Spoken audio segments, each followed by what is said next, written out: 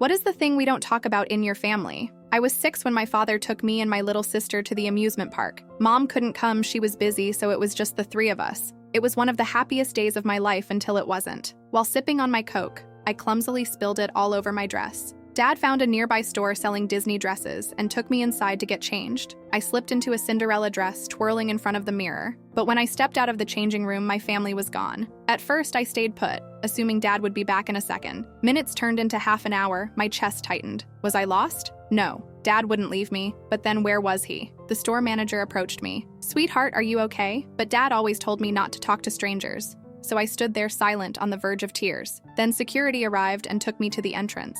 That's when I saw him, my dad holding my little sister, his face pale, his eyes scanning the crowd in panic. The moment he saw me, he ran and pulled me into his arms, his voice shaking. "I thought I lost you, love." Turns out my sister had suddenly fallen sick. In the rush to get her fresh air, he assumed I was right behind him, until he realized I wasn't. For years, he made lighthearted jokes about that day, so I wouldn't feel scared. But once I caught him staring at the photos from that trip, tears silently rolling down his face. Some things in our family aren't talked about, but they live in the spaces between words.